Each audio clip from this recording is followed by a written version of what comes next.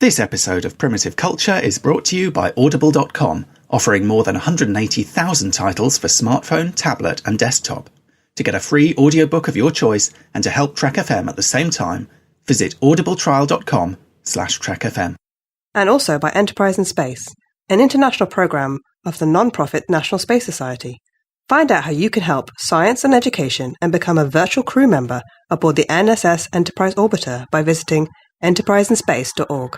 And if you want to join the conversation and share your thoughts on this episode, join the Babel Conference, our listeners group on Facebook. Just type BABEL into the Facebook search field. We look forward to seeing you there. This is Tim Russ, Lieutenant Commander Tuvok on Star Trek Voyager, and you're listening to Trek FM. Open your mind to the past. All this may mean something. I've been coerced into watching tonight's movie. You do have books in the 24th century. It's a primitive culture. I'm just trying to blend in. Some people think the future means the end of history. We haven't run out of history quite yet.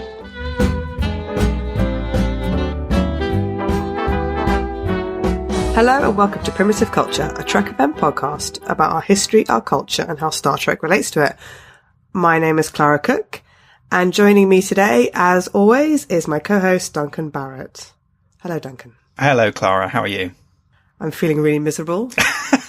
There's a surprise. Yeah. Well, it could be worse, I think. However bad a week you've had, there's, it could always be worse. And sometimes it's worth turning our attention to those who, really have a pretty, miserable lot in life, I suppose, as a way of making ourselves feel better about ourselves.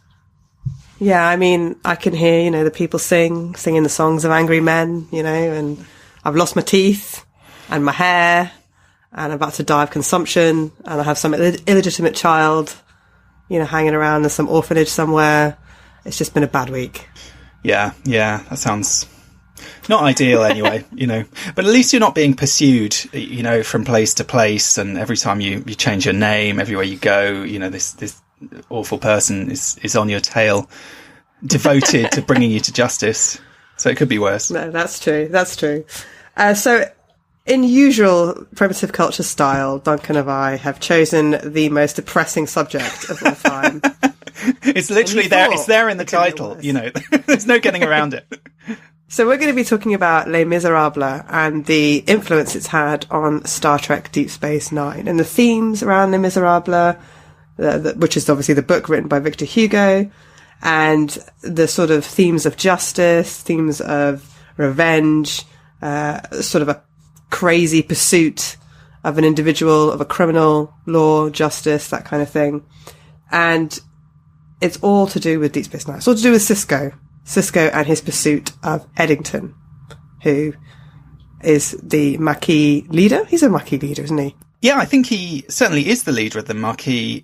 Maybe not when we first see him defecting. Well, not really defecting because he's working for them already. When we first see him leaving to join the Maquis, but certainly by the time that story's picked up again in For the Uniform, I think we're meant to understand that he is their leader by that point. So he's obviously kind of worked his way up the ranks of that organisation, yeah. And he's also a Starfleet officer who has committed it's not mutiny, but he's betrayed the uniform. Treason.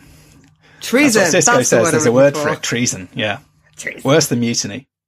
But it's an interesting question. Is he a Federation citizen? Because when they talk about the Maquis in Deep Space Nine, and I think even in one of these episodes they say this, that basically there seems to be this view that as soon as you switch sides, you revoke, your citizenship is revoked. Actually, exactly like, I suppose, what's going on in the news at the moment with this 15-year-old girl who went off to join ISIS, and this question of, what happens, she now says she wants to come back to Britain.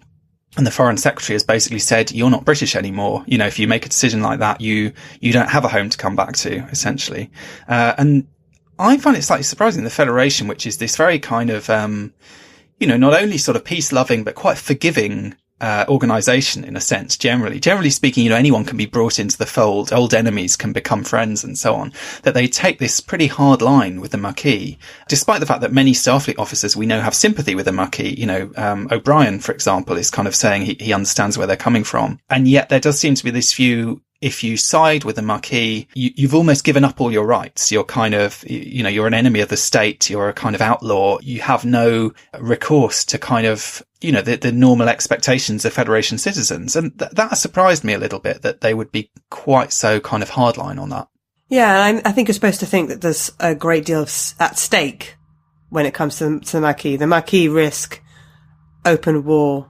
Well, they risk the Federation having an open war with the Cardassians, and they're destabilizing the whole region. But you're right, there are sort of weird, iffy issues to do with this whole story, and a few of them are also to do with Eddington's association with Les Misérables itself. Like, Eddington sees himself as Jean Valjean, who is the hero of Les Misérables, who is a complex character, but ultimately a good man.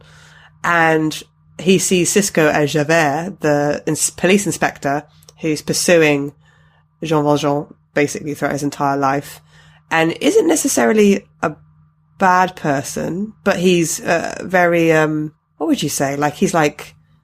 Well, he is the villain of the novel, he's obsessive. I think. I mean, he's obsessive. He's just very sort of blinkered. He has this, what ultimately turns out to be this quite tragic, sort of limited understanding of human nature, morality, spirituality, and so on. He thinks he's doing the right thing. I think wasn't he born in a debtor's prison or something like. He comes from. He has that sort of background. He's seen, as he sees it, kind of criminality and sort of the seedy underbelly of society, in a sense. That's where he's come from, and he's sort of turned himself into this.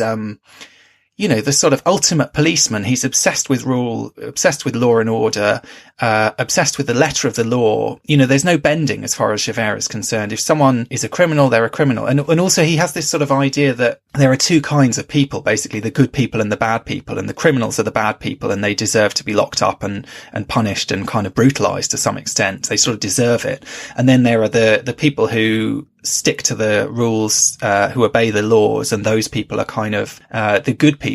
And really what happens, massive spoiler here for anyone who hasn't read Les Mis, although if you've seen the DS9 episode, Sisko spoils it for Dax in that episode as well. Javert basically comes to this point where he commits suicide because his whole worldview, which we've seen him sort of pursue for sort of decades by this point, by the end of the novel, is shaken by the fact that he's in this situation. He's been pursuing this man, Jean Valjean. He's been absolutely persecuting him for years and years and years, trying to catch him, trying to get him back in chains, trying to kind of stop him from moving on with his life, stop him from this, because Jean Valjean is on this sort of path of redemption where he has committed an extremely minor crime a long, long time ago. He stole a loaf of bread because his sister's family was starving. He's done his time, but he's never really been able to escape it. And he's always been sort of trying to rebuild himself. And he does rebuild himself as this successful businessman and becomes the mayor of a town. And then Javert kind of tracks him down and he has to flee and he has to reinvent himself with a new persona. But so as far as Javert is concerned, this man is just a criminal. He can't really acknowledge, he can't see any of the progress that he's made, the kind of moral progress that he's made to becoming, not just a good man, but a kind of almost a sort of saintly figure. I mean, I think there's a line in the novel, towards the end of the novel, where Marius, who's the sort of young lover, basically finally understands everything about Jean Valjean. And the line is, the convict was transfigured into Christ. So he sort of suddenly sees him as this kind of Christ figure, as this kind of saintly figure. And there is something quite religious about the whole language of the novel and the whole kind of way that Jean Valjean is presented. But Javert just can't cope with it. As far as he's concerned, good people don't break the law.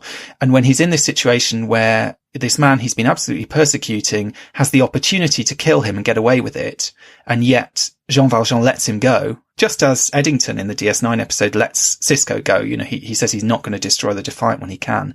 It creates this real kind of crisis for him, because everything he thought he knew about the world is proved to be a lie. And so he's in this kind of crisis of confidence, this crisis of faith. What's even worse is he comes to the situation where he actually lets Jean Valjean go, and he can't reconcile this with himself, that he did it ultimately he had this kind of very, very slowly awakened conscience. He let this guy go because he could see that he was a good man and he didn't really deserve to be arrested and punished. And yet as the policeman, he can't justify that basically he's broken the rules himself in order to do the right thing. And it's this kind of crisis. It's almost like, it's almost like a robot in Star Trek or something, something that doesn't compute. It's this kind of moral paradox that finishes him and he ends up committing suicide as a result. But the interesting thing about this is that Sisko isn't actually very much like this. So he's like this to a certain extent in his obsessive quest to hunt down Eddington and be the one to bring Eddington to justice. Like, he's not willing to let any other Starfleet officer do this because, as we see in the episode For the Uniform, he's kind of tortured by the fact that he was taken in by Eddington and Eddington worked with him and he trusted him and didn't for once think that Eddington was committing treason. But Sisko is not someone that follows rules. And he's also not somebody who can't see the complexity in human beings. Like, he's not someone that doesn't understand the different sides and facets of the human personality or the human psyche. He actually can see the good and the bad in people. And I would say he's much more of a grey sort of leader, captain and commander than, say, for instance, I'm trying to think of an example, like Picard, who's much more likely to follow rules, Or even Janeway, who's quite obsessed with, with following the rules to some extent, yeah. Although she is also one of those people that could be obsessive and like hunting people down. I suppose that's true. You could see that. You could get, and Picard certainly, we have that whole storyline with the Borg and Picard as Captain Ahab. There's an element of similarity between the two things. And I think it's true. That's what Eddington sees himself as, this persecuted man who's done nothing wrong. He likens himself to Jean Valjean, who all he did was he stole this loaf of bread. I mean, in fact, Eddington's situation is slightly different. You could say, in terms of the story of Les Misérables, Eddington actually has much more in common with Enjolras, who's the kind of leader of the band of rebels, or the leader of the students who's kind of fomenting this rebellion, which is what ultimately gets everyone killed. Just as, as Sisko is saying, Eddington is the one who's got all of the Maquis killed because he's kind of sold them on this idea of a revolution that they're never going to be able to win because, there's the army against them with all of their military might. And this is just a bunch of, of ordinary civilians basically trying to put up a fight against them. And similarly with the Maquis, there's this idea, they're no match for the Dominion. I mean, the Dominion, we're told, wiped them out in 3 days. It is a kind of hopeless cause. But there's definitely this kind of question. I think you're right. Is Sisko really this kind of Javert character? Because not only is he a guy with a sort of sense of shades of grey and morality is a bit sort of blurry in many, we see episodes where his kind of sense of right and wrong seems surprisingly flexible for a Starfleet captain. But even in that very episode, he has a conversation with Dax about, she says, I want you to remember this the next time I want to go off on some crazy mission. And the fact is he does allow his crew to go off and kind of pursue things, that are very much not following the rules in a sense, and to kind of do what they think is right on a case by case basis. And actually, even in the episode For the Cause, which is the one where Eddington, betrays Sisko and betrays them all and goes off to join the Maquis, or to officially join the Maquis because he's working for them already. We have this situation where Sisko is very much not Javert because he finds out that his girlfriend Cassidy is working for the Maquis, and he tries to talk her out of going on the mission where he knows she's going to get caught. There's this quite moving scene really where he's sort of saying, let's just chuck it all in. Let's go to Risa. Let's go on holiday. Let's kind of forget all of this. This is absolutely not the kind of rule obsessed policeman. This is someone who's willing to bend the rules to quite an extreme extent. So, in that episode, you have Odo, for example, really not wild about the extent to which Sisko is kind of, is really bending the rules to try and keep his girlfriend out of trouble, in a sense. He's absolutely, he's someone who's compromised by his situation, who's compromised by the fact that it's Cassidy who's involved. And he's not taking, in some ways, the kind of really strict, hard, straightforward line that we might expect from a Starfleet officer in that situation. He's not able to totally separate his own interests and his own feelings from his duty and doing the right thing. There's a kind of, that's quite murky and quite messy and quite difficult. If you took this episode out of context, so, out of context of the rest of the series. For the Uniform, do you mean? I'm talking about For the Uniform, yeah. You might sympathise with Eddington and not with Sisko, and you might think Sisko was the villain. because they do really over-egg Sisko's, like, fury in this episode, and his impulsiveness and his anger. And it's also nice to see that, like, he's, you know, being questioned by his subordinates, especially on the bridge when he decides to release that gas into the atmosphere of the planet where they have, like, the Maquis colony and stuff. But it's hard to look at the episode out of context. And I guess when you're watching or reading Les Misérables, I just want to emphasize I didn't read it. I watched the BBC television series. I want to emphasize that Duncan did actually read it.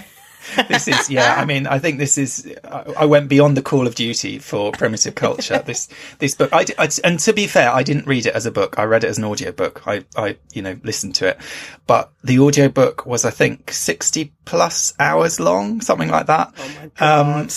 And, you know, I mean, it's a great story. I'd say it's a fantastic story. It's a very moving story. It's very dramatic. It's very well written. It's, you know, great in many ways. It is very, very, very long. And also a quarter of that novel is not even plot. Something like a quarter of these endless digressions where Victor Hugo goes off and writes like 10 chapters on the sewer system in Paris, or, you know, this extremely long description of the Battle of Waterloo, which has a kind of, you know, has an impact on the plot. But the TV series, for example, the recent BBC TV series, dispatched that in a kind of 30-second prologue, basically, and you got all the same information that you actually needed to know. So, I mean, I would say normally when we have these conversations, I say I'd recommend go and read the book or whatever. In this instance, I would say maybe read the book or get an audio book, but definitely do not feel bad about getting an abridged version, because I think if I'd had the abridged version, I might have enjoyed it slightly more. There was lots to enjoy in there, but actually the BBC adaptation that's been on recently, I think, does a brilliant job of getting, because I mean, people are always going to compare that to the musical and to the film of the musical and so on. The musical is about 2.5 hours long. The BBC drama is about 6 hours long. The novel, as I say, if you listen to the whole thing, is about 60 hours long, so about 10 times as long as that. I think the BBC adaptation managed to get in pretty much everything that you need from the novel. It didn't feel to me like there was much missing from that. So, you know, if you're picking your way of consuming Les Mis, I'd say that recent BBC drama is a pretty good way to go. So you picked the right horse, Clara. But yeah, I mean, Les Misérables is a much longer story. It's set over many years, and For the Uniform is obviously a shorter story. So if you take that shorter story out of context, Sisko is snappy with his staff. He really overreacts to somebody else being assigned to bring Eddington in. And he does seem very Javert-like. Like, you know, he seems like this obsessed man, or like Captain Ahab, an obsessed man who is hunting down something that's eventually going to destroy him. Like the hunter hunting a thing that will eventually lead to their destruction. But if you look at the episode in the context of the whole of Deep Space Nine, it's much more complicated. So, you know, knowing exactly like how devastating the Cardassian occupation of Bajor was, knowing how, you know, many Starfleet officers died in squabbles and skirmishes with the Cardassians. And also by this point, we're starting to see the Cardassians more as people, because, you know, we've had sympathetic Cardassian characters, or at least some anyway. And so when Eddington launches a biogenic weapon on a planet that has a Cardassian colony on it, and then sort of puts the Cardassians who are fleeing that colony to get away from the poisoned atmosphere in danger, then you do actually feel that Eddington sees himself as this freedom fighter. He sees himself as Jean Valjean, but he's actually a criminal. Whereas Jean Valjean is a criminal, but it's very much because the laws of the land, you know, harshly punish somebody who was living in poverty. Mm. Well, also, Jean Valjean is not a freedom fighter. I mean, Jean Valjean is at the barricade, but he's only there because he's gone there to look for Marius. You know, he's not a revolutionary at all. Really, Jean Valjean just wants to keep his head down, play by the rules. You know, he makes a lot of money as a businessman playing by the rules. And there is this sort of weird double standard, I think. I mean, I said, you know, maybe Eddington is more like this character of Enjolras, who's the guy sort of fomenting rebellion in a sense. And there's this interesting point, which is sort of noticed in the book of Les Misérables, and I don't think is really registered in either the musical or, to my memory anyway, maybe you'll correct me if I'm wrong, the recent BBC adaptation, which is the fact that there's this whole thing about Jean Valjean's kind of criminality.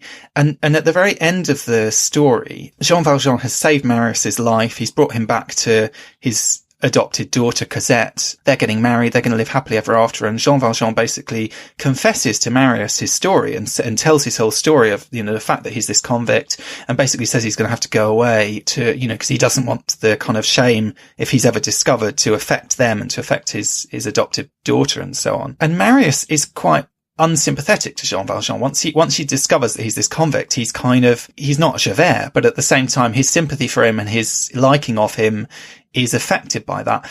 And Hugo actually points out in passing, Marius has just tried to overthrow the government. Marius has been a revolutionary, potentially killing soldiers. And all of that is somehow considered acceptable. And yet this guy who was a criminal because he stole a loaf of bread is a sort of common criminal as opposed to a political criminal in that sense.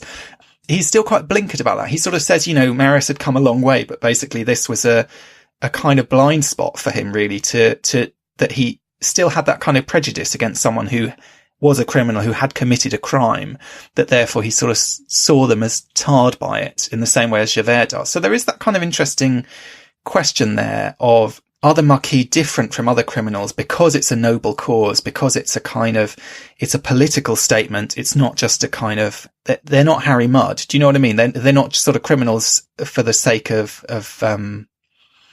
improving their own lot or kind of profiting from their criminal enterprises or whatever.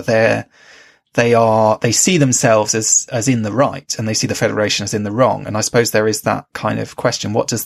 How does that play into these kind of ideas of right and wrong and kind of, moral or immoral and so on? And of course, that's part of the theme of these episodes. You could say it's also very much part of the theme of Les Misérables. I mean, you were saying, is Sisko really a typical Javert character? One thing I'd point out actually is even in that episode, famously that's the episode where Sisko completely loses it. He has that line, "You betrayed your uniform," which he's practically screams at him. It's one of the most kind of, people think Avery Brooks, gives the kind of over the top performances. This is kind of the high point of Avery Brooks's over the top performances, I think. Actually, Javert is described as being very cool. He's very kind of repellently, icily cool at all times. He pursues like a kind of, like a fox or something, like some kind of hunting animal, but he's not a kind of passionate man in that sense, in the way that Jean Valjean is. And I think there's this interesting question. It kind of made me think, are there other characters in Star Trek or even in Deep Space Nine that are actually more like Javert?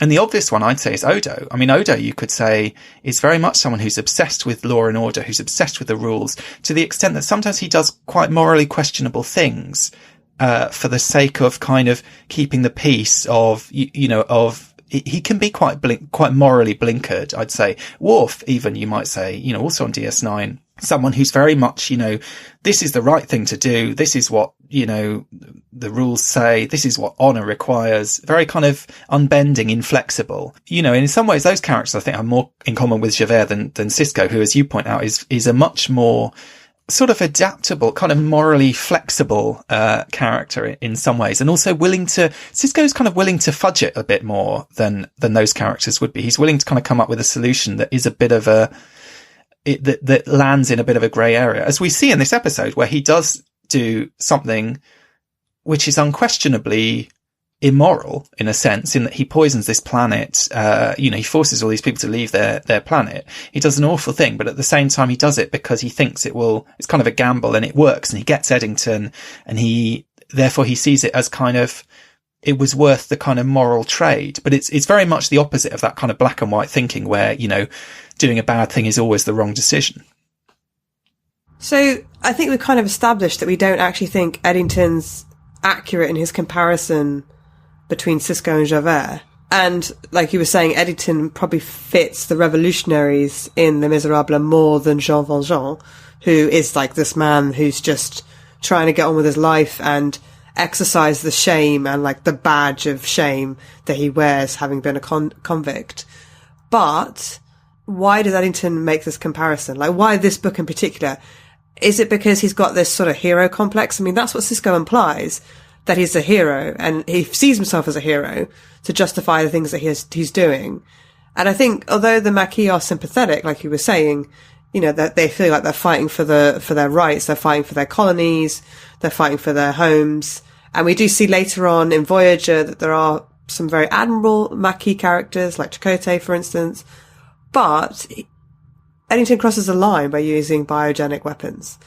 And that's almost worse than what Michael did in Discovery. And she got thrown in prison. Do you know what I mean? Like, although actually is it worse? Cause she did start a war. But like, you know what I'm saying? Like, he's crossing a line there. He's trying to start a war, arguably. I mean, or at least he wants a war, essentially, doesn't he? He wants to kind of up the stakes with the Maquis. He's not afraid to do that. He crosses the line. He also crosses the line, I'd say, I mean, even before that, you know, in For the Cause, when he pulls the wool over everyone's eyes, he also totally screws Cassidy Yates over, who's this quite decent person who's been helping them out, you know, providing them with these medical supplies and so on. And he uses her, he knows she's going to get caught to sort of serve his own interests. He's a pretty ruthless operator, I'd say, Eddington. I mean, actually, you know, unlike anyone in Les Mis, in a sense, in that at least the revolutionaries in Les Mis, they're very honourable, they're very honest, they're very, you know, especially Enjolras they're real idealistic characters. You know, they are these students, they're very committed, they know they're almost certainly going to die, they're willing to die for the cause, they see their own lives as, you know, worth sacrificing.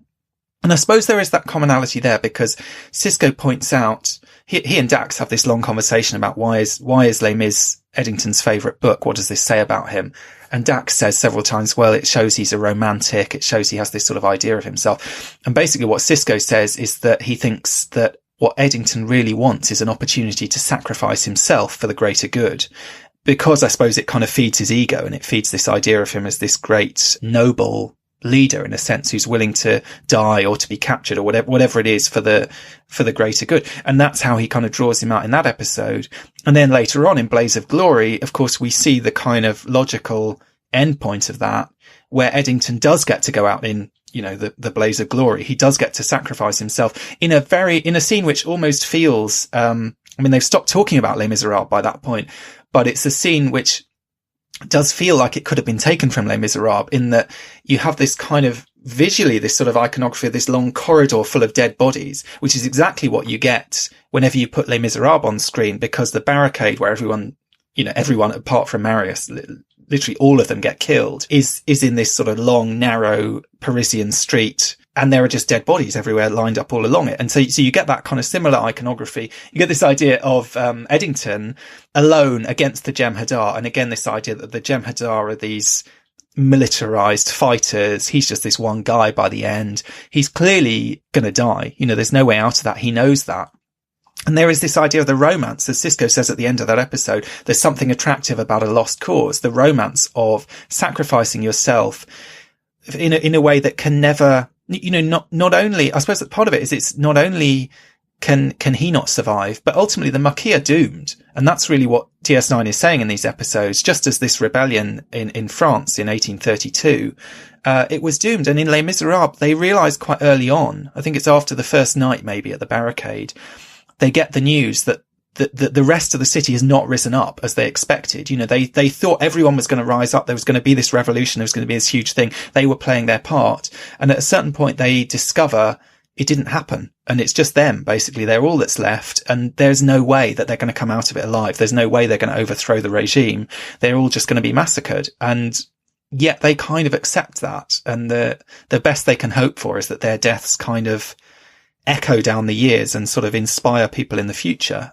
And so there is that kind of idea of the sort of, I suppose, the pointlessness, the hopelessness of the Maquis, which does get picked up in Voyager, I suppose, when you have those episodes, you know, when Voyager get in touch with the Alpha Quadrant and they find out what's happened to the Maquis.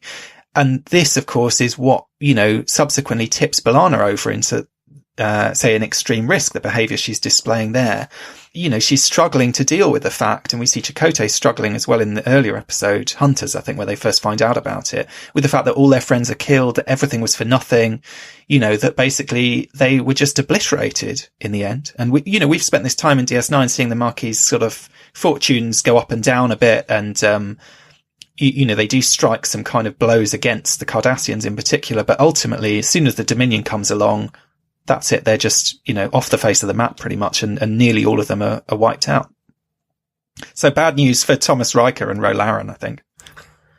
Yeah. Although, I know it's not canonical, but in the novels, Ro Laren comes back. And I think she serves as a security chief. All is forgiven, clearly. And has a relationship with Quark, which I oh my god, see coming. Okay.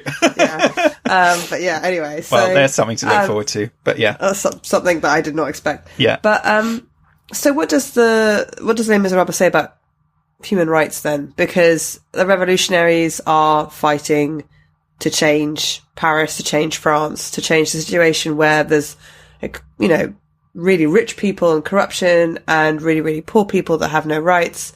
And I guess the Maquis are fighting to keep their freedom, to maintain their settlements and their planets.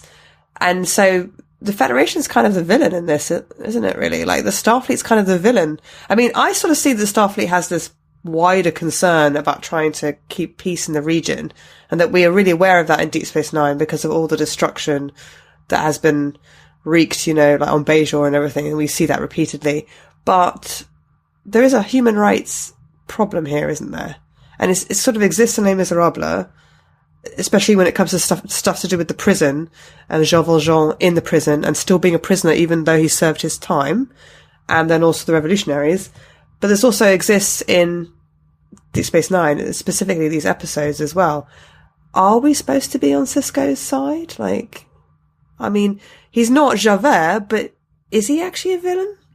Well, I think there's this big question throughout, and it starts in Next Gen as well, with that treaty with the Cardassians, because we see it in Journey's End, even before the Maquis are ever kind of mentioned or named or anything. We see this idea of a kind of resistance to this political decision that's been taken, which clearly is destroying the lives of a lot of ordinary people on the ground.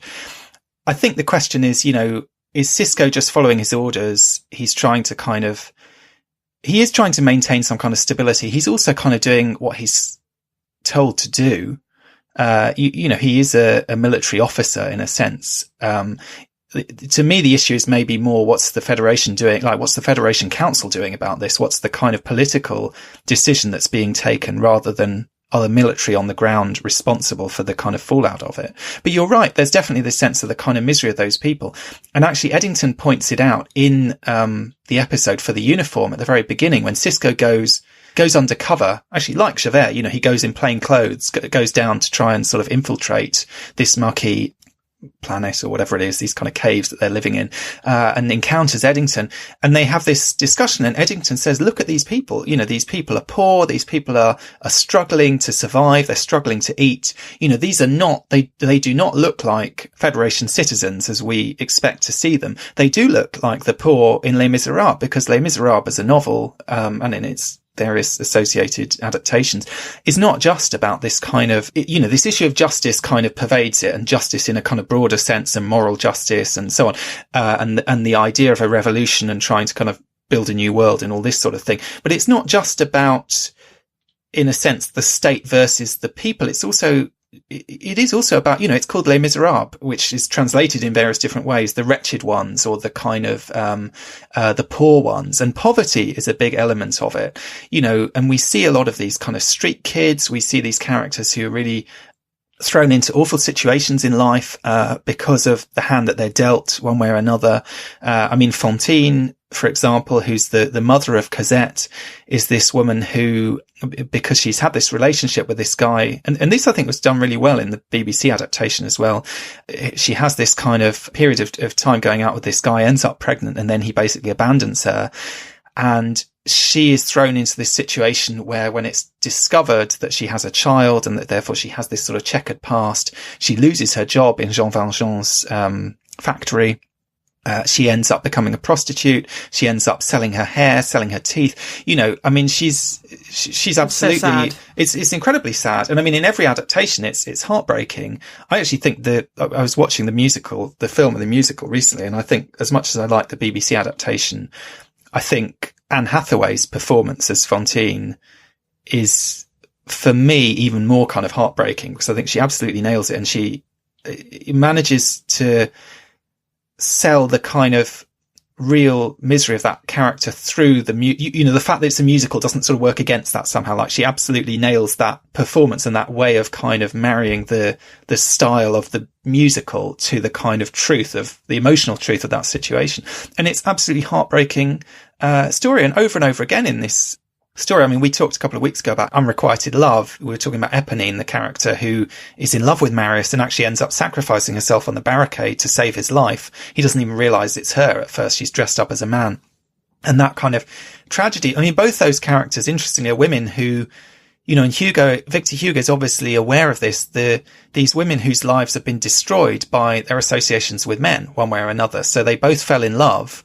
You know, Eponine fell in love with Marius. Fantine fell in love with, what is his name? Ptolemaeus or something. Anyway, the sort of dashing young guy who loves her and leaves her, and it destroyed their lives. And there's an interesting, I suppose you could say there's an interesting parallel in For the Cause, because there we have, not to the same extent, but we have this same idea of Sisko being compromised by his girlfriend, by the fact that he's got this relationship with Cassidy. And what does that, what's the impact of that when it turns out that she's, you know, kind of up to no good? But I mean, Hugo is a very, compassionate human being, a very compassionate writer. I mean, I think that the novel, it feels very familiar if you're used to the works of Dickens, if you're used to these kind of, this Victorian sentimental melodrama, I suppose, where there is a real kind of deep sympathy for people in terrible situations, a sympathy for the poor, a kind of, you know, it's not socialism in a sort of political sense, but I mean, a lot of early reviews of the novel, I think, felt that Hugo was too sympathetic to the revolutionaries. And I suppose the thing is, it's partly because he set up the social conditions of the time and how awful ordinary people's lives were. So in a way, there is a link between that kind of basic awfulness of miserable life for all these people and this kind of social, revolutionary political action at the end. And the recent BBC adaptation, I think, did quite a good job, because the very final scene I thought was quite interesting, where basically we sort of had the happy ending in a sense. The young couple got married. Jean Valjean died because he has to die and sort of, you know, end his story. And then the very final, like, sort of maybe 30-second scene of the adaptation was just these street kids again begging on the street. Just this sort of reminder that, okay, yes, so we might have got a happy ending for this young couple, but the kind of misery and the injustice of the world, in a sense, goes on. And there are people still suffering, you know, even today. It could have been 2019, not 1830 something. Yeah, so what you're talking about as well is also a class system. So Fantine falls in love with somebody who is not the same class as her. And he has no intention of marrying her, not just because, like, she's had sex with him and had his child, but because, which I assume would bring disgrace in that era, but it's also because she's so lower class. She's a factory worker, and he's, you know, this young aristocrat in the city who's away from his estate, who's, I think they're supposed to be studying in the city or something. At least they're sowing their wild oats. So there's definitely class throughout the book. And I wondered, did you think that sort of theme was reflected in For the Uniform? Because I sort of felt it was a little bit like the Maquis are these poor civilians. They're quite different than the sort of empowered, sort of educated, I would say trained Starfleet officers.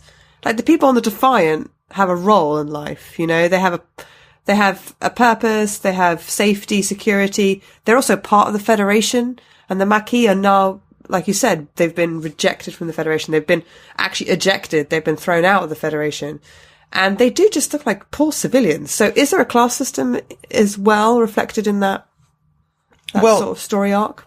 I mean, I would say typically in the Federation, you know, we assume the Federation is a kind of classless society. It's a post-capitalist society. You don't get Federation citizens begging on the street and so on.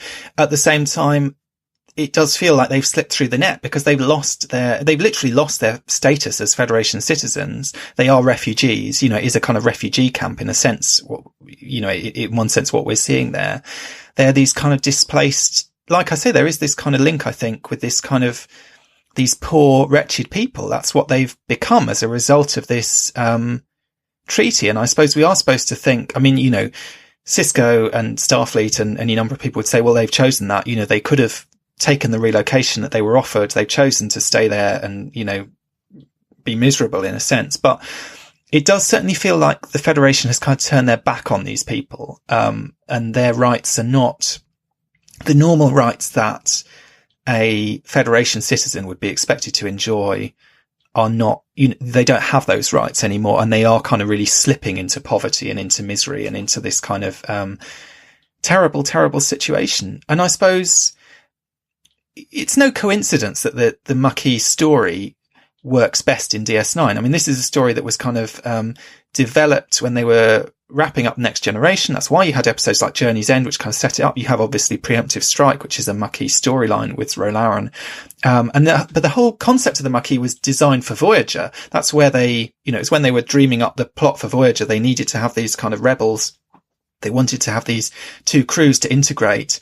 And yet, arguably, you know, as many people have said, in Voyager, they kind of fumbled it in that they basically put them in Starfleet uniforms straight away. The integration was far too straightforward. Pretty quick. Exactly. It was extremely quick. Whereas DS9 really kind of ran with it and took it seriously. And I think that's because DS9 was always much more comfortable with this kind of shades of grey storytelling, more comfortable with kind of slightly undermining the, PR about the Federation and how great it was, with kind of showing other sides to it. And it's not surprising in a way that storyline about the Maquis landed best in DS9. But I think there is a kind of, more generally, you could say that, it surprises me in some ways that Dax is so down on Les Misérables. And, you know, it is sentimental, it is romantic, it is melodramatic and so on. But I think it actually has quite a lot in common with Star Trek. I mean, Les Misérables is a very kind of humanistic, compassionate novel. There's this enormous compassion for all these ordinary people who are suffering. And there's also this kind of attempt to, I suppose, present a view of morality which is not the kind of traditional view of Javert, who feels like, you know, they're in a sense, the aristocracy behave themselves and are good, and the kind of common peasants are criminals and untrustworthy and so on. All those kind of assumptions. But the novel has this kind of idea that, you know, the sinner can become a saint, that the kind of ordinary, man, you know, who has committed a crime and has lived in the galleys as a slave and so on, and as punishment and so on, can be the most virtuous character there is. And there's this real spiritual side to that, and you see that in the musical. There's this, I mean, you know, in the musical you have that kind of that refrain of these kind of, it sounds quite church-like, the music that you get, which is, I can't sing it, but if you think of, like, if you're familiar with the music from Les Mis, it's these kind of falling notes. It's this kind of beautiful sequence of these like falling notes, and it sounds quite kind of church-like. It sounds quite kind of religious, and it's the music that plays. It sort of seems to represent Jean Valjean's conscience in a sense. It's his kind of moral awakening, because it starts when he has this situation early on where he's been taken in, he's been shown mercy by this bishop, and then instead of seeing that as an opportunity to change, he's stolen the bishop's silverware, and then the police come round, they arrest him, and he's going to go back to the galleys for life, basically, because he's broken his parole. And the bishop lies to save him. The bishop says that he gave him the stuff, and he says, you know, but furthermore, you forgot these candlesticks, and he gives him these candlesticks as well, which again, in the BBC adaptation, I thought it was quite nice. You see these candlesticks all the way through to the very end. They're this kind of emblem, in a sense, of what he's been given, and what he's been given, I suppose, is a second chance. And the bishop says to him, you know, you can be a good man now. You can reinvent yourself, make the most of it, make the most of this opportunity that you've had. And there's this real crisis for Jean Valjean. It's not easy doing the right thing. It's not easy kind of becoming a better person. And there are kind of setbacks along the way. And in, you know, in the story, there's this kind of crucial moment where he realizes, and he has come a long way. He's reinvented himself. He's made all this money. He's become a success. He's the mayor of this town.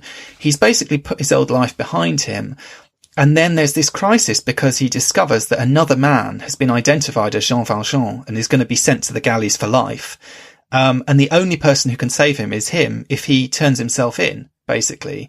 In the musical, this is the crisis, which is the song is called Who Am I? And that's the real question. You know, who am I? What kind of a man am I? Am I going to save myself, or am I going to essentially throw my entire life away to save a stranger, a man I've never met, because it's the right thing to do? And in fact, of course, That's what he does. And that in itself, I think, is a very kind of Star Trek moment, right, going back all the way to the Corbomite maneuver or something like that. You see these kind of gestures of compassion, of totally selfless behavior. That's, as they say in Discovery, we are Starfleet. That's kind of the who am I? I'm Starfleet. That's how Star Trek would put it. I do the right thing, even if it means losing my own life, even if it means destroying my own life.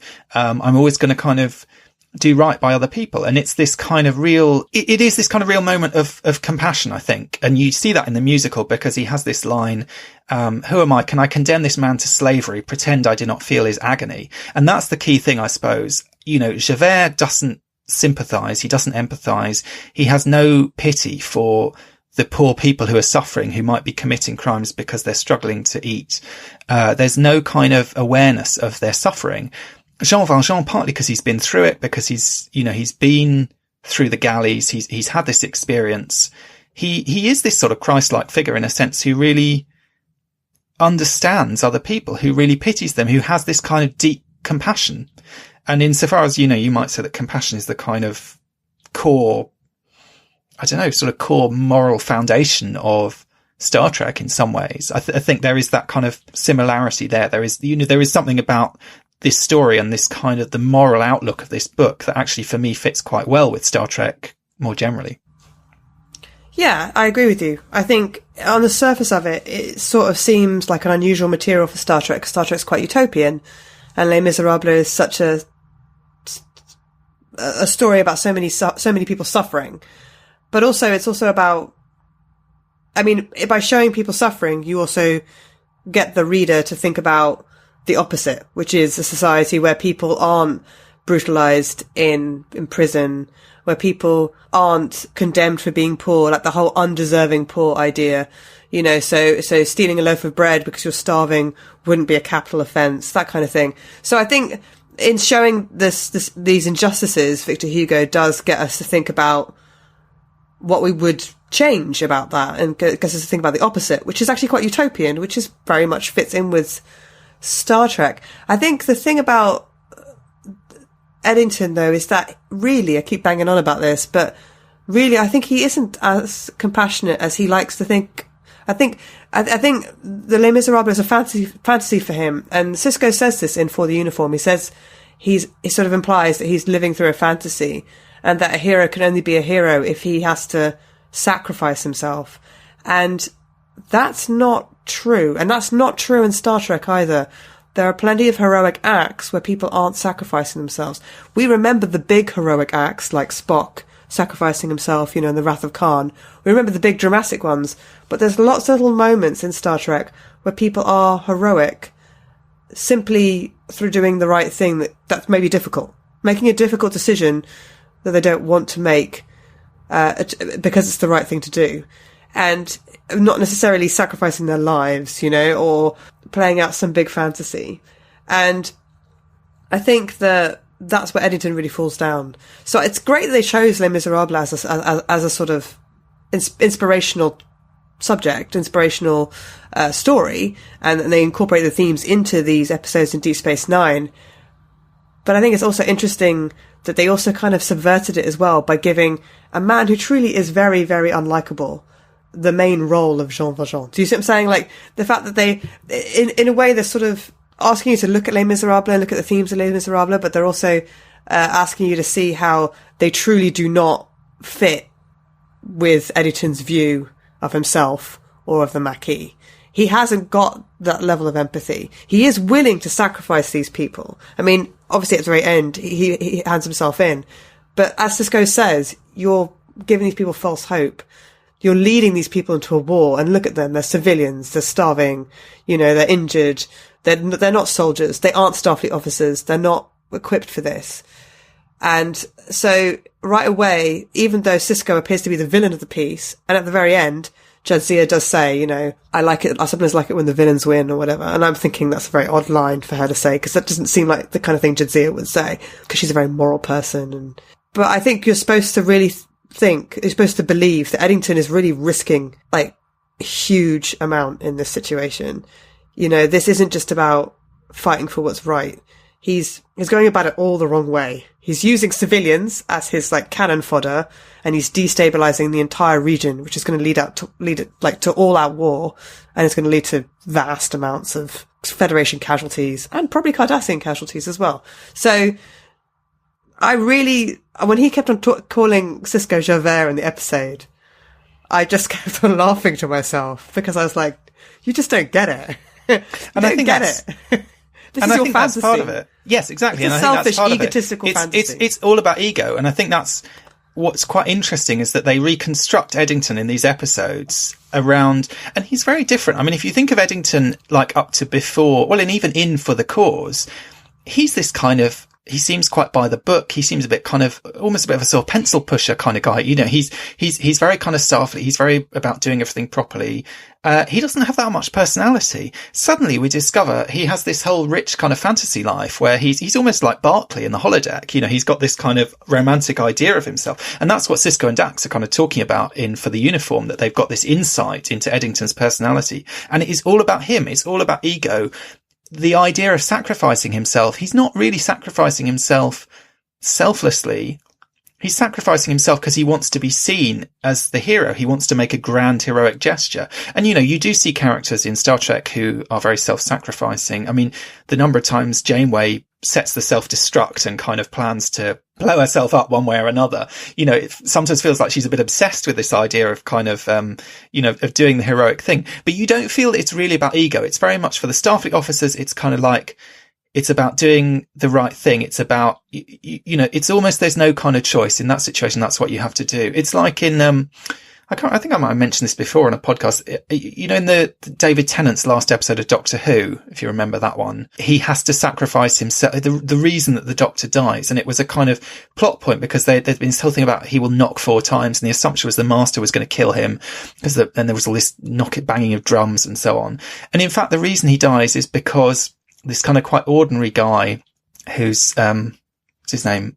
Mott or something. Like the barber in Star Trek, it needs to be saved, basically. And he quite reluctantly realizes, okay, I'm going to have to sacrifice myself to save this silly old man who's got himself in the wrong place at the wrong time. And he doesn't want to do it, but it's and it's not about some grand gesture. It's just like, that's the right thing to do. That's the only thing he can do, in a sense. And I think often, Spock, for example, sacrificing himself, it is very moving, but partly what's moving about it is he does it without even telling anyone what he's doing. That's what's kind of so sad. And it's only when you see that shot of the empty chair and Kirk is like suddenly, oh my God, where's Spock? What's he done?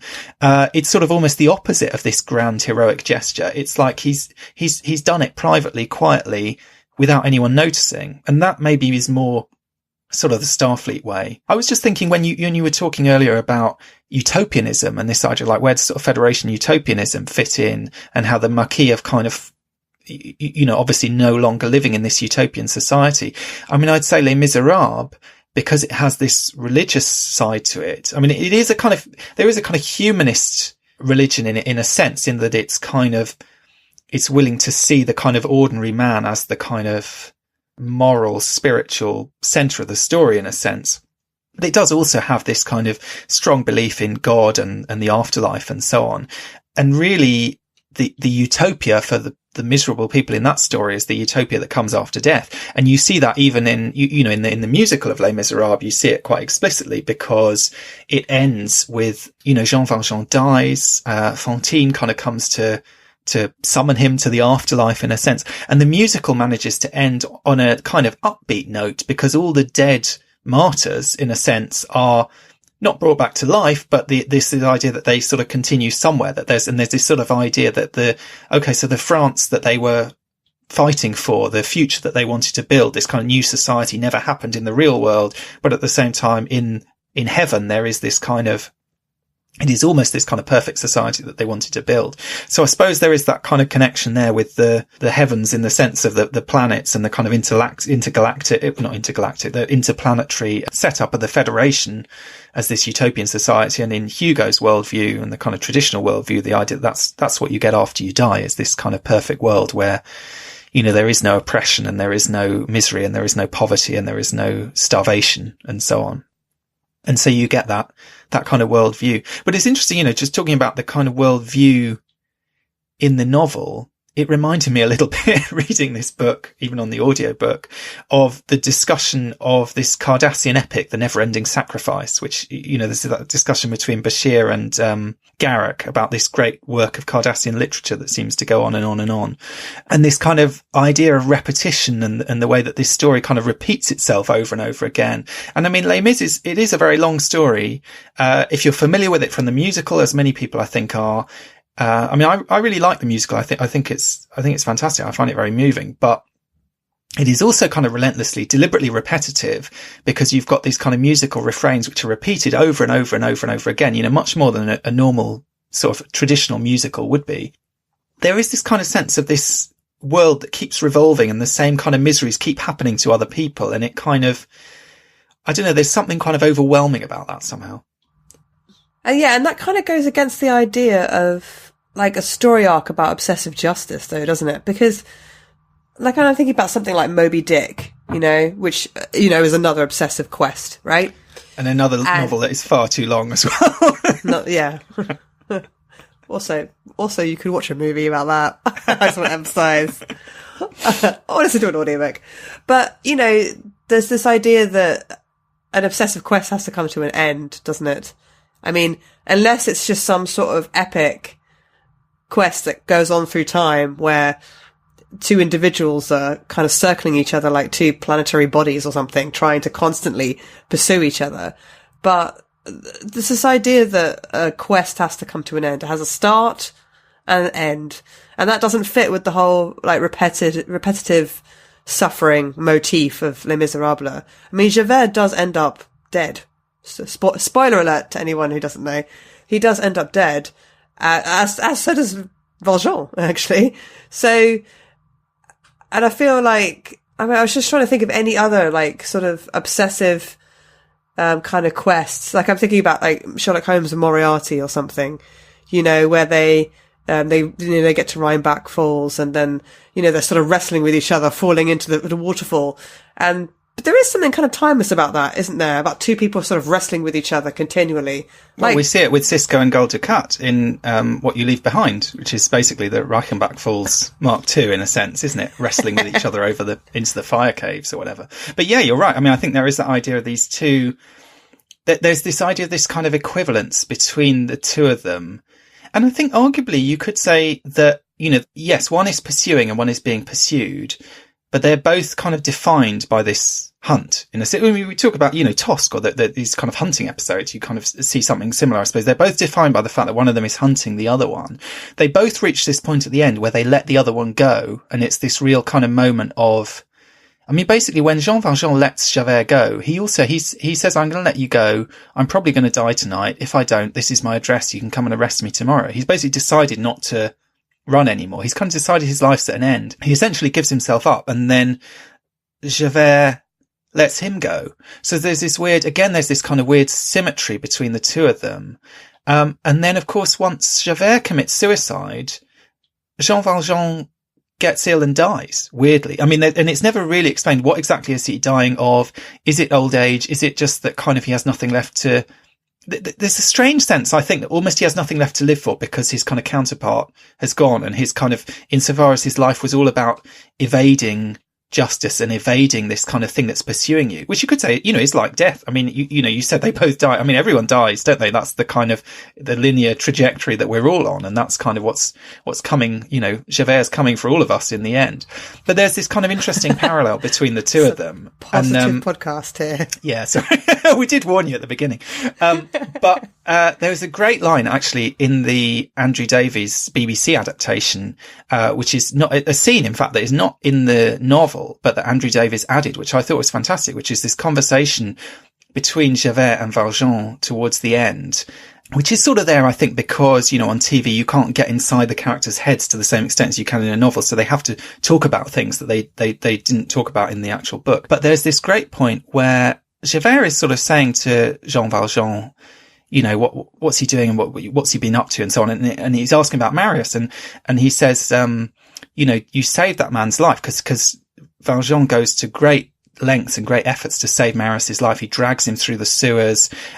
He brings him back to his grandfather's house, all because he knows that his adoptive daughter, Cosette, is in love with him, even though initially, when his first reaction was, this young man is going to take my daughter away from me, and he wanted to kill him, essentially. He was really saw him as an enemy.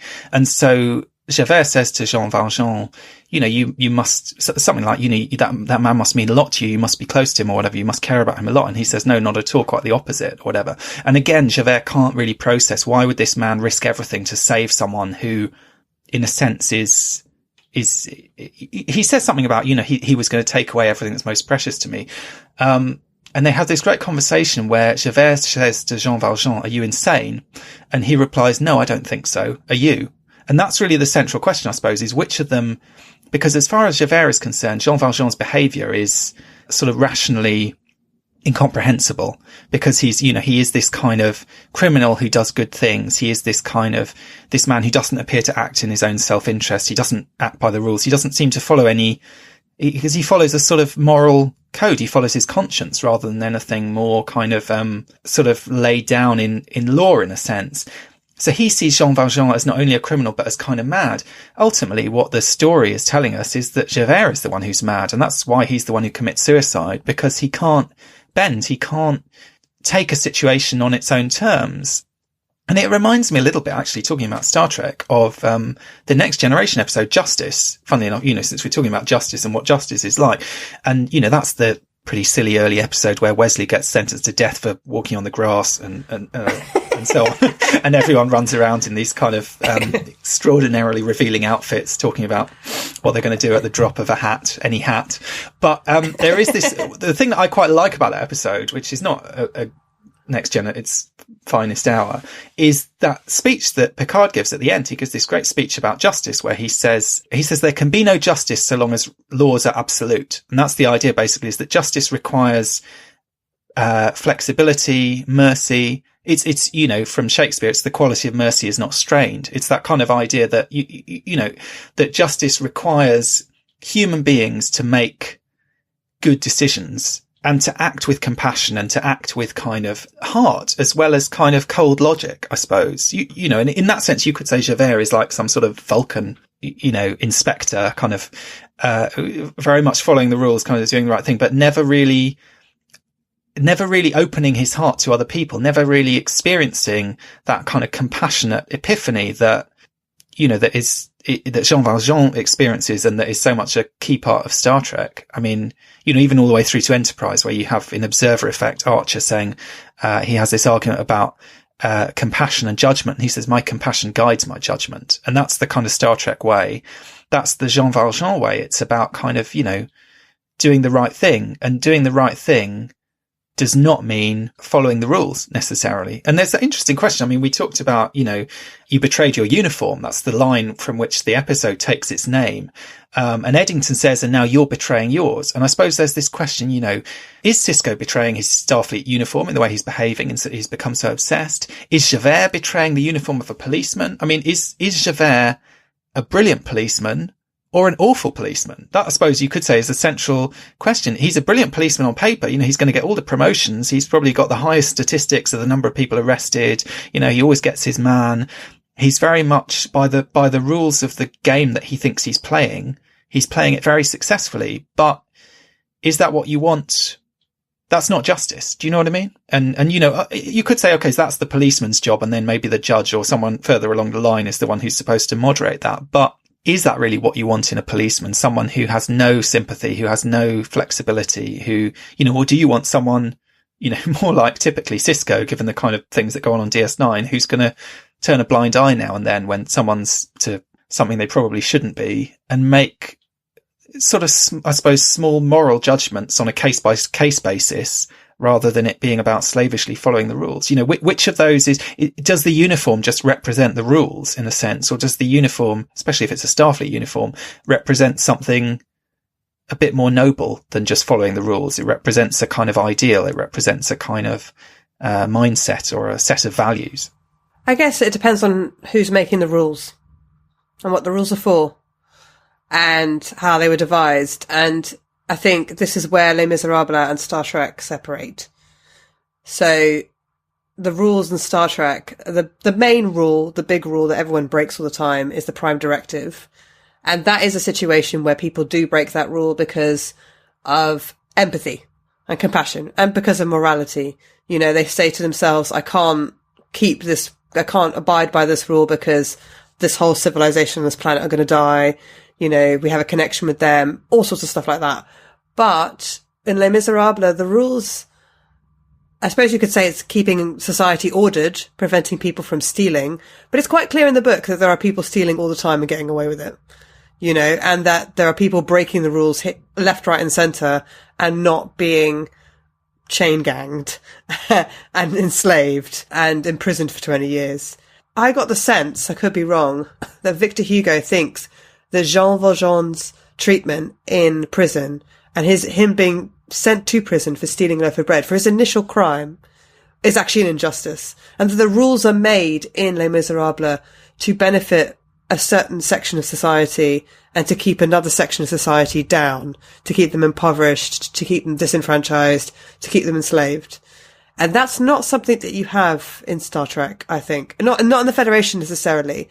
I guess the only thing that's slightly murky is that if you really were going to go by empathy and compassion and not the rules, then you might side with the Maquis. Especially some of the earlier episodes where it's like, you know, these ethnic minorities have found their little, you know, home on a planet, their little colony on a planet, and that they think their ancestors have sent them there, and this is ancestral land and all that sort of thing. That's really hard to argue against, you know, in terms of compassion and empathy. But I think Les Misérables is a world of injustice. And I think Star Trek is trying to move beyond that injustice and sort of say, yeah, there is injustice, because obviously there's the Cardassians and the Bajorans, and, you know, the Maquis are also suffering an injustice. It's just that they have to sacrifice their freedom in order for the safety of the greater good, I suppose. But they're like separatists, basically, aren't they? But it's asking us how we're going to move towards this more justice-driven society, how we're going to get there, and also what a more justice-driven society would look like. It's interesting that you don't see many Star Trek prisons. You don't see many Federation prisons. There's a very good novel called Black Fire, which is a Star Trek novel in which Spock gets sent to a Federation prison. And the way they describe it is, I mean, it's not Rurapenthe, it's not a Klingon prison. And I think you expect that Klingon prisons and Romulan prisons and Dominion prisons and Cardassian prisons are going to be horrific, right? Because they're more totalitarian, less Federation-like societies, right? But actually, Spock gets sent to this Federation prison for, I mean, I'm not going to spoil the novel, so I won't tell you what it's for. But the actual prison is horrific. It's horrible. And there's bullying, and he gets beaten up, and he has to sort of like make friends in the prison to kind of survive. Obviously, he gets out of prison because Star Trek continues on and everything. And it's set during the 5-year mission, I think. So it's set during the earlier days of this original series. But, you know, you don't really get a sense of what happened to Michael when she was in prison, when she was put in prison for mutiny, treason. And like Star Trek just sort of shies away from crime and punishment in that respect. You don't really see what happens to, you know, the fraudsters and the scammers and the thieves and the, you know, the murderers, because there must still be murder, you know, so you don't really see that. And I think that's because Star Trek's trying to present a more just world rather than focusing so much on the real serious injustices that exist in Les Misérables, which are like totally legal. It's legal in Les Misérables to treat prisoners that way, you know, and so Javert, you know, he's like abiding by the law of the land. He's doing his job, I suppose. You could say he's abiding by the law, but he's not realizing that the law is unjust. So actually he's an unjust policeman, if you see what I'm saying. Yeah, and that's why the book, I suppose, is, you know, is subversive in some ways. And at the time when it was published, some people felt it was irresponsible in a sense, because it is absolutely saying that just because something's legal doesn't mean that it's right, and that the laws themselves may be immoral. The political situation of the time may be immoral. And Victor Hugo as well, I think, correct me if I'm wrong, but I think he was writing this novel as an exile. Was he not a political exile? Because I think he was living in Guernsey at the time that he was writing this. Certainly he was exiled at one point and basically had to leave France. So I think he had some experience of this kind of, I suppose, that kind of disaffection in a sense with the regime, and that kind of idea of representing an alternative, or kind of being at odds with the regime one way or another, and that sense of injustice. And certainly that kind of feeling of injustice is something that is shot through the novel from beginning to end, in a sense. The kind of tragedy of this world in which, you know, ordinary, sort of decent, deserving people are miserable and suffering. But also, you know, some people are bad, and they're not necessarily, you know, some of the bad people are, you know, there are bad people in the novel at all levels of society. I mean, there's the guy who gets Fantine pregnant and runs off, who, as you say, is this kind of aristocrat. There's Thénardier, who's the kind of villain, who's the kind of roguish villain of the story. And I would say, actually, of all the, if you only know Les Misérables through the musical, I think you don't get a very good sense of what that character is about, because the Thénardier couple in the musical are played very much as comic relief. You know, in the film you've got Sacha Baron Cohen and Helena Bonham Carter really kind of camping it up. It's quite ridiculous and silly. They're these kind of comedy, roguish characters. But, you know, in the novel and in the BBC adaptation, I think they captured this really well. The guy who played, I mean, Olivia Colman was playing Madame Thénardier. I think she was fine. But the guy who played Thénardier was absolutely amazing. I think he gave the best performance of the whole show for me, because he's just such a nasty piece of work, that character. And, you know, he's this kind of sort of fairly poor, sort of self-made guy, but he just has no compassion, no principles, no morals, nothing. And he just, in every situation, he tries to turn it to his advantage, try to make a buck out of it, extorting money out of people, happy to murder people if it suits him, happy to turn a blind eye to other people's crimes, you know, absolutely appalling person. And there are other people in the novel who, again, you know, who behave badly. So, for example, when Fantine, it's discovered that she has this child, you know, the reaction of her co-workers and of the people who kind of sort of bully her out of the job, in a sense, and so on. Again, there's that, you know, I don't think Hugo is saying that it's just the institutions that are corrupt and are immoral. He's also aware that human beings can be decent and can suffer, but also human beings can behave appallingly, with appalling cruelty, one way or another, to each other. And that's, again, is sort of part of the tragedy of it, is that, you know, unfortunate people can be taken advantage of, can be, you know, really treated badly by others. And that, for Jean Valjean, is the key, one of the key moments on his kind of path to, you know, path from sort of criminality to sort of righteousness, or whatever, his kind of journey that he's on, is there are setbacks. So first of all, you know, he's given this chance by the bishop to sort of reinvent himself. And then he steals, and this is something which is not in the musical, but is in the, you know, was in the BBC adaptation. He steals this 40 sous, I think, from this little boy. Totally petty, sort of meaningless crime, insofar as the amount of money involved is almost nothing. But it's, you know, he's sort of taken a step backwards. He's taken a step back into criminality again. And he feels incredibly guilty about it, that he's done this terrible thing. And even years later, you saw in the BBC adaptation, he still had that money. He'd never spent it. He'd kind of kept it as this, again, one of these kind of emblems of his kind of moral development. And then, crucially, it's, you know, it's in his factory that Fantine is working, and it's his failure of compassion for Fantine at the moment when all is exposed that he doesn't help her at that point. He kind of, you know, lets her be, you know, he throws her out on the street, basically. And it's that moment of a kind of failure of compassion that sets her on this journey down to becoming a prostitute, selling her hair, selling her teeth, and so on, and into misery, and that she ultimately dies of. And that's why he has such terrible guilt when he realizes that actually, you know, he could have saved her at that point. He could have shown compassion to her, and he didn't. And on some level, I suppose he accepts responsibility for her situation in a way that no one else really accepts responsibility for the suffering of others that occurs thanks to them in that novel. And that's why the whole second half of the novel, or more, probably the second 2/3 of the novel, is, you know, is about him and Cosette, the daughter that he adopts. Basically, he adopts her because he knows that that he's in part responsible for the death of her mother one way or another. So it's his way of kind of trying to expiate that guilt in a sense.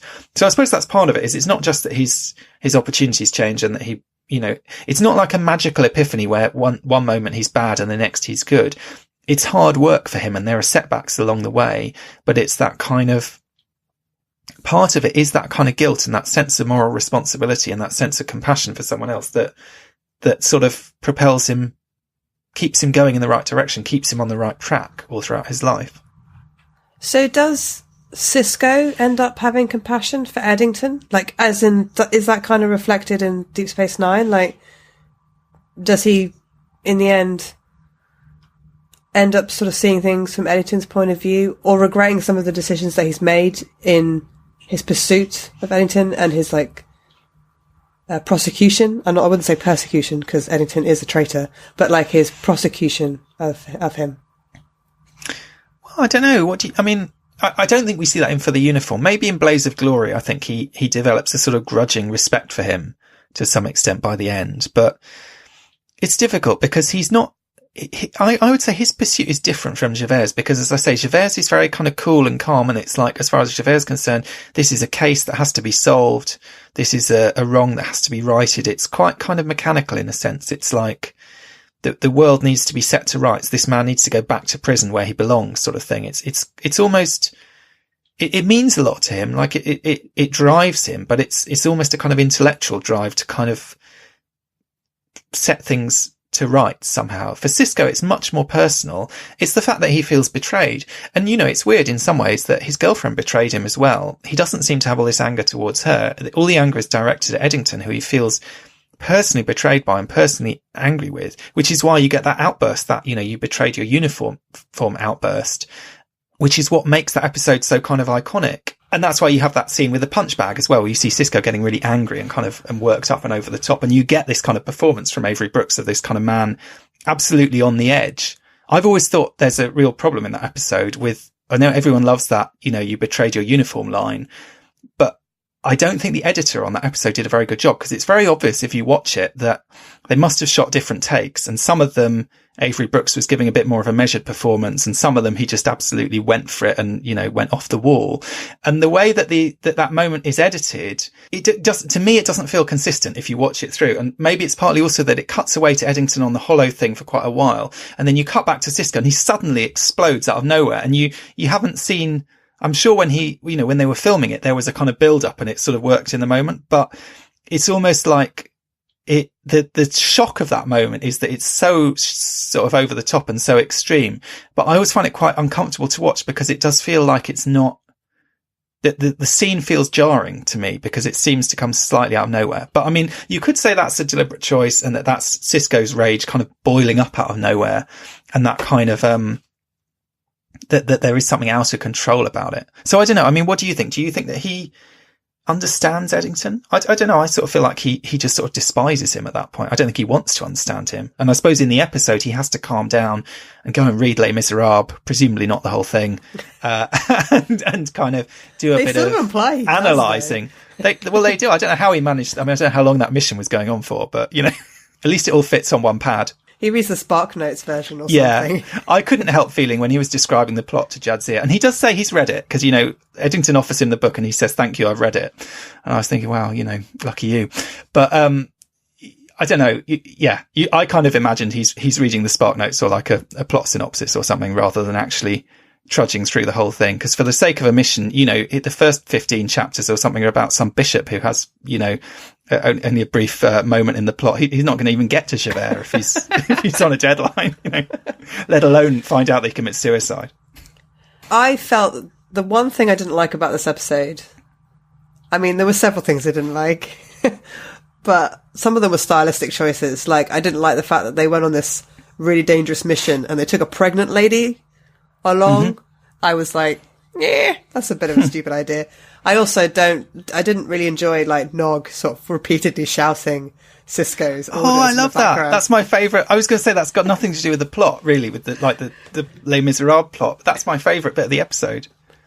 I mean, I understand the reasoning for it. I love that kind of feel of it. Yeah. I mean, I like maybe the first few times he does it, but then towards the end of the episode, I'm like, oh my God, it's like an echo. I think the thing that I really don't like about this, though, is that Sisko appears fairly out of character for me, because in the episodes kind of preceding that and the episodes after, he's aggressive towards his own crew in this episode.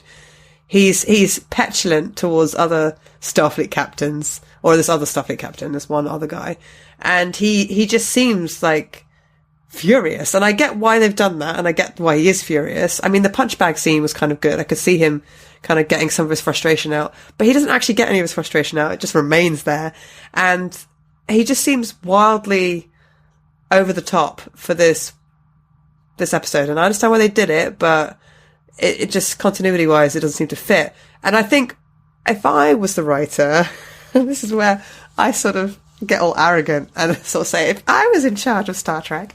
You can tell Ira Stephen Bear this next time we see him. If he's back in Birmingham next year. Let me tell you what I would have done in your place. If I was the writer for this episode, I would have written it from Eddington's point of view. So I would have written it and Eddington's an unreliable narrator, right? He's an unreliable viewpoint. But I think that would have been a lot more interesting, because I think then you would have been questioning, is Sisko really actually this angry? Is he really this outraged? Is he really this vengeful and obsessed? Or is this Eddington's view? Because it's kind of a little bit like that already. Like, it's like Les Misérables and the themes in the story that are reflected in the episode are Eddington's fantasy. So we're kind of getting some of Eddington's fantasy and then some of Sisko's kind of outrage and sort of flying off the handle.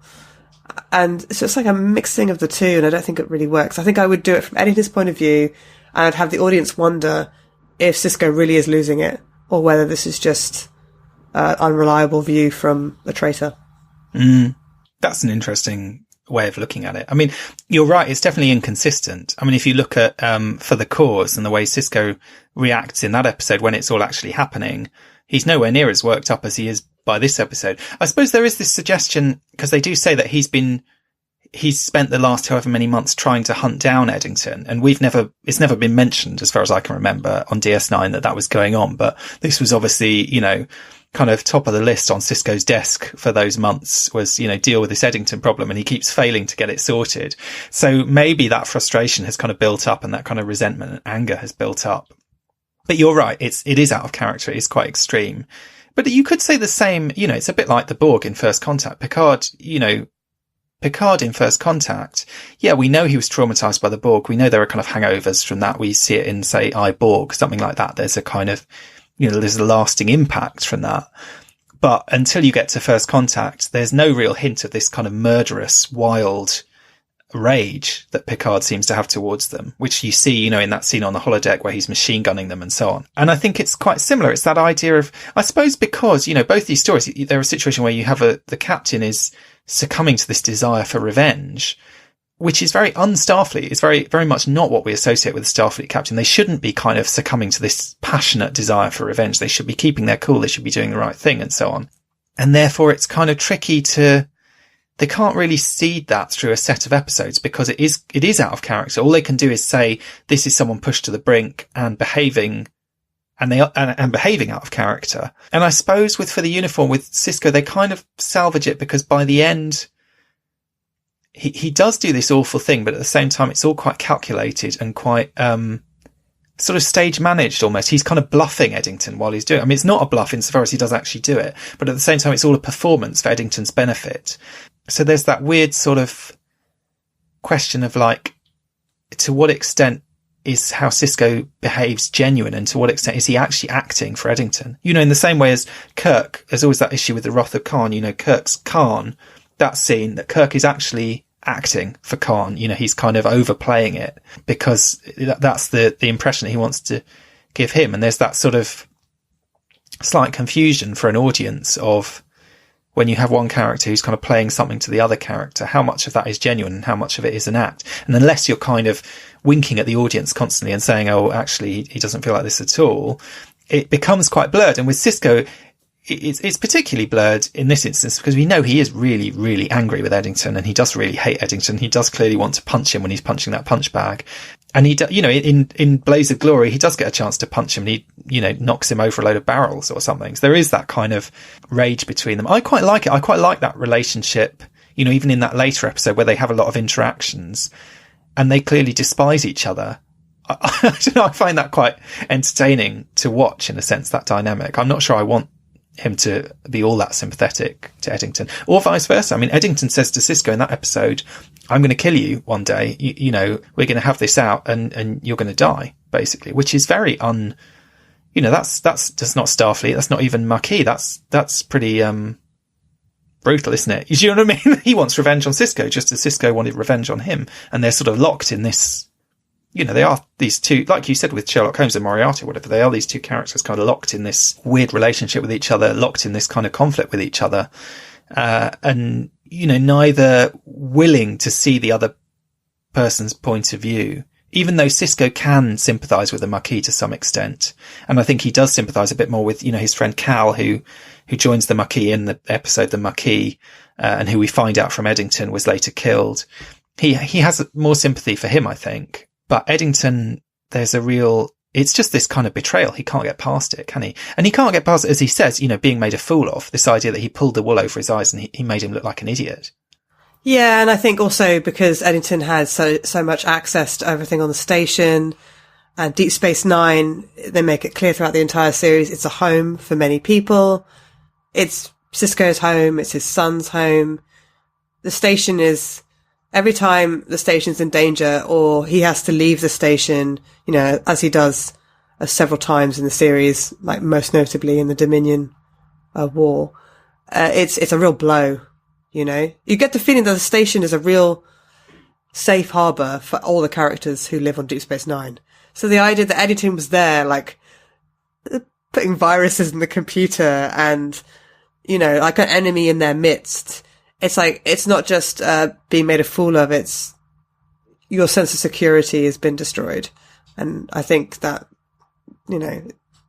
would make you react angrily and violently. But he's the spy. He's the Javert. I mean, Javert is a famous spy, and he, in Les Misérables, he goes undercover at the barricade and then gets discovered. Arguably, you could say Sisko could have come back to Eddington and said, hang on, which of us was playing the Javert role 8 months ago or whatever it was? See, you could have written this episode too, Duncan. Both of us could have done. See, mine would have been slavishly following the 1,000-odd pages of Les Misérables. Yours would have been doing it from Eddington's perspective, but I like this episode. I love it for lots of reasons, but and some of them are unconnected and some of them are kind of a bit random. I like the punch bag scene. I like the intensity of it. I love all that stuff when the Defiant basically isn't working and they decide to take it out anyway. And it's like some kind of old ship where people are like passing orders back and forth and, they almost crash into the docking pylon. And so I quite enjoy all of that. I think it's quite exciting. I think the way it's directed is quite exciting, that bit. And I quite enjoy all the Eddington stuff. I'm not actually sure that the Les Misérables, I think it feeds into this Maquis storyline quite well, and it's good that they sort of give it a name check, but I'm not really sure how much it helps the plot of that episode, if you know what I mean. Once Eddington starts banging on about Javert and calling Sisko Javert, it does get quite annoying quite quickly. And I don't really know how much I buy the fact that the whole problem of the episode is resolved by, Sisko speed reading Les Mis, in between engagements, basically, and that's going to be the key to solving it.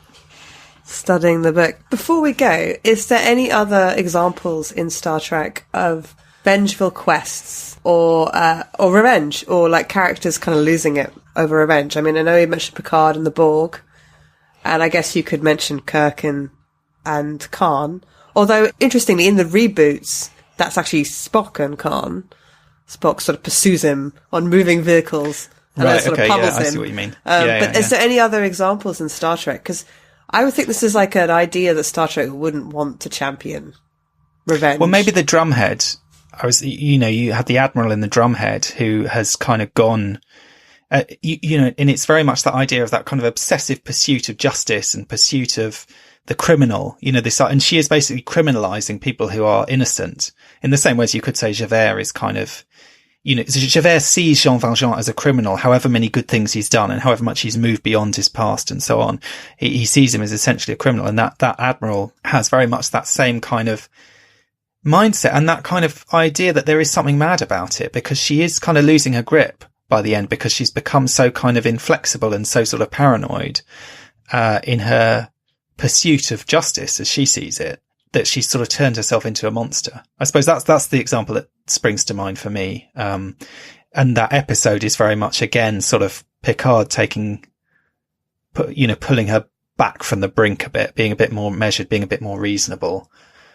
I feel like if you're ever going to go on trial, Picard is probably the judge that you want. He's very calm, he's very measured, he's quite, and he's not above giving people a second chance. Yeah, as we see in pretty good lawyer. Yeah, he was yeah, definitely you'd want him defending you. But I was just going to say, in Lower Decks, for example, we find out he was the one who gave Sito Jaxa a second chance because he thought no one else would. He's actually quite keen on the idea that someone can redeem their past mistakes, that someone can change.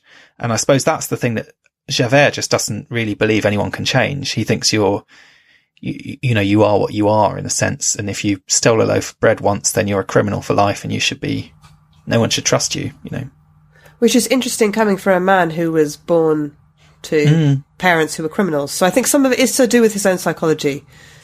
His own sort of sense of shame about that bit of his background. Although I think they made, probably from what you're saying, they made more of that in the BBC adaptation than is actually possibly in the book. No, I think that is. I can't remember how much it came out in the.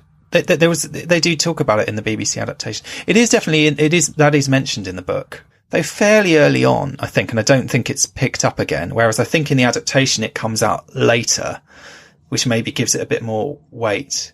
I loved the guy who played him in the BBC adaptation as well. Incidentally, I mean, it's quite different approach in some ways. If you think compared to, say, Russell Crowe in the movie of the musical, he just played him as a very sort of dogged, very diligent, kind of hard-working. It wasn't exactly maniacal or anything, his kind of obsession. It was very much like by the book, kind of the guy who kind of clocks in at every morning and just seems like he seemed believable as a policeman somehow. Do you know what I mean? He seemed to have this kind of procedural element down. And there was something kind of scary about that, I think. There is something mad about that kind of pursuit of, I don't know, just doing what you're told, clocking in and kind of, I don't know. Do you know what I mean? He wasn't this kind of larger than life theatrical character. He felt very grounded somehow. Well, the inability to look at people on an individual basis as well, sort of applying one law, one rule to everybody, and then sticking to that rule regardless of what damage it does to individuals is actually kind of a frightening idea. And something that I think we do see actually in today's society. And like when you think about immigration law and stuff like that. Exactly. Yeah. He's the guy you don't want hearing your case. Do you know what I mean? if you're trying to, if your benefits have been stopped or something, he's not the guy you want to be having a meeting with. See, because he's has just had no sympathy, no interest, basically couldn't care less. It's just, I do what it says on the screen. Well, it's been really interesting discussing Les Misérables, the idea of justice, the idea of compassion and revenge in Star Trek. But this is not the only subject that's been discussed on the network this week. So here's a look at what you may have missed elsewhere on Trek FM. Previously on Trek.fm. The Edge, a Star Trek Discovery podcast. He's like, oh, we can't be vague. And he's like, I'm not doing it. Is that vague enough for you? Yeah. That was so great. I know. Yes, Tyler's having these little quip answers, quick-witted, when he's talking with Georgiou, and she's like, I'm going to trust you, but if you betray my trust, I'm going to hunt you down. Literary Treks. And we have the USS Titan, and they're going so far as to make modifications to people's quarters and the different living arrangements to account for various alien physiologies and all that sort of thing. Because not only do we have just a diversity of alien species, we have a diversity of people who aren't even humanoid, which I think is a really cool thing. And something, you can do that in a book at the time more easily than you could on television, for sure. So I think they make really good use of the medium to present us with a crew like this. Warp 5. Because he had a near-death experience, he's now all of a sudden upset that T'Pol won't admit her feelings for him. Right. Right, and now look, I can understand how the near-death experience triggers that, but the payoff of him asking to leave should have happened 3 episodes from now. Yes, he should be grown up enough. Earl Grey. I mean, of course, the difference with Geordi and Data is that they're regular characters and they're in almost every episode. So there's more of that potential for interaction, and Guinan isn't in it as many. And I know it wouldn't have been as possible at the time, but I can dream about the next generation starting with Guinan being like a regular there every week. I mean, hey, Quark's a bartender and he's a regular on DS9. Why not Guinan? Exactly. Let's go back in time and change that. And that's what else is happening on Trek.fm. Check out all these shows and join the conversation about your favourite corner of the Star Trek universe and beyond. You'll find us wherever you get your podcasts. If you're an Apple user, be sure to hit the subscribe button in Apple Podcasts on iPhone, iPad, or Apple TV, or the desktop iTunes app to get the latest episodes as soon as they are published. And please leave us a star rating and a written review. If you're not an Apple user, we've got you covered as well. You can find our shows on Google Play Music, Stitcher, TuneIn, Spreaker, SoundCloud, Windows Phone, in most third-party apps, and you can stream and download the MP3 file from our website or grab the RSS link. We'd love to hear your thoughts on today's show, and there are many ways for you to do that. The best place is to join the larger conversation on the Babel Conference, our listeners group on Facebook.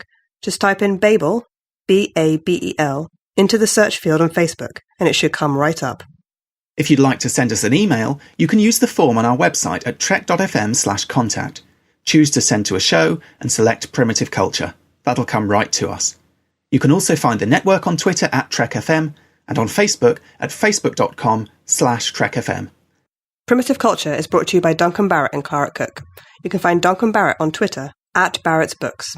You can find Clara on Twitter at ClaraJeanMC. If you'd like to help us keep all our shows coming to you each week, you can become a patron of the network on Patreon. Visit patreon.com/TrekFM. That's patreon.com/TrekFM to get all the details. Perks include early access to episodes, exclusive content, producer credits, and more, available through our special patrons website, Patron Zone. It requires a great deal of money to produce, host, and distribute these shows each month. We really appreciate any support you can give us, and hope you'll join the team. Again, you'll find all the details at patreon.com/TrekFM. We'd like to take this opportunity to thank our associate producers here at Primitive Culture, Tony Black and Amy Nelson. Tony was one of the founders of this show, and we still keep him in the loop about what we're doing. You can find him on Twitter at @AJBlackWriter, and online hosting about a dozen other podcasts on everything from The X-Files to classic cinema. Amy is the host of 2 shows on the Trek FM network, Earl Grey and The Edge, and you can find her online on Twitter at @Miss Amy Nelson. You're blended, all right.